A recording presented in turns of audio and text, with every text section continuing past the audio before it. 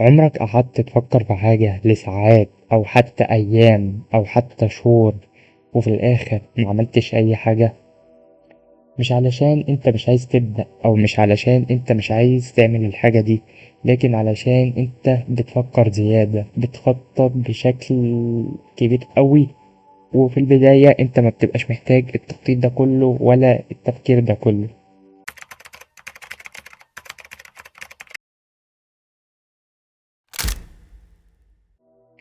التفكير مش مشكلة، المشكلة لما التفكير يبقى بدل الفعل.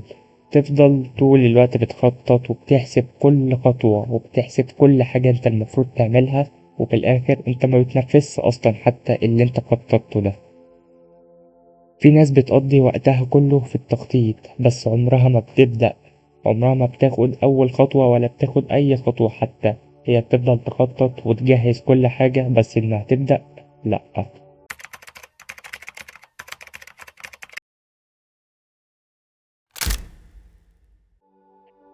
هو ممكن تبقى انت عايز تبدأ وانت فعلا مخطط كل حاجة ونفسك انك تبدأ، بس انت مستني الخطة كاملة، مستني كل حاجة تبقى محسوبة بالسنتي وكل حاجة انت مجهزها في دماغك تبقى موجودة وتبقى جاهزة قدامك والخطة كلها تبقى مرسومة قدامك في كراسة. مستني كل خطوة تبقى محسوبة، كل حاجة تبقى واضحة. بس الحقيقة مفيش بداية كاملة، مفيش بداية بتبقى واضحة أصلا. في البداية الوضوح بيجي بعد ما بتبدأ أصلا.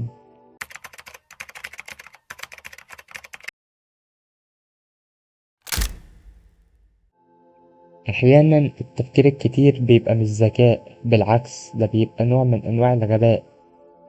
وأحيانا كمان بيبقى خوف بس اللي هو متغطي، الخوف متداري في شكل التفكير.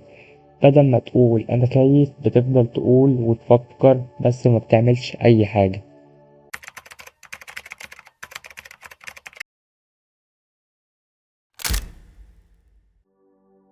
التفكير بيديك إحساس وهمي إنك بتتحرك، بيحسسك إن أنت بتاخد خطوات وماشي، إنما الحقيقة إن أنت لسه مكانك، أنت لسه مخدتش ولا خطوة، أنت لسه أصلا ما اتحركتش ولا عملت أي حاجة. أنت مجرد إن أنت فكرت وخططت وكتبت كل حاجة.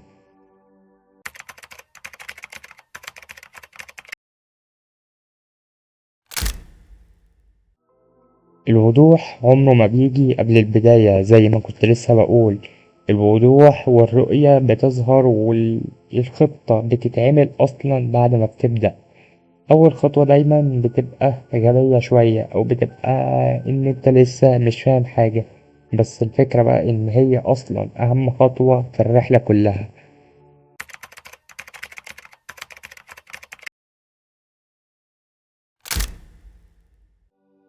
لو فضلت تفكر وتخطط كل حاجة وترسم كل حاجة قدامك هتفضل مكانك، إنما لو بدأت حتى لو غلط بس اسمك بتتحرك واسمك بدأت واسمك خدت خطوة، وهتتعلم وهتتحرك كده كده.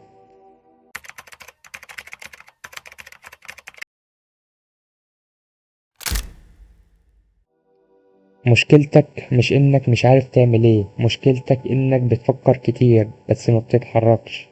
جرب تعمل حاجة واحدة بس النهاردة حتى لو صغيرة، وشوف الباقي هيمشي معاك إزاي.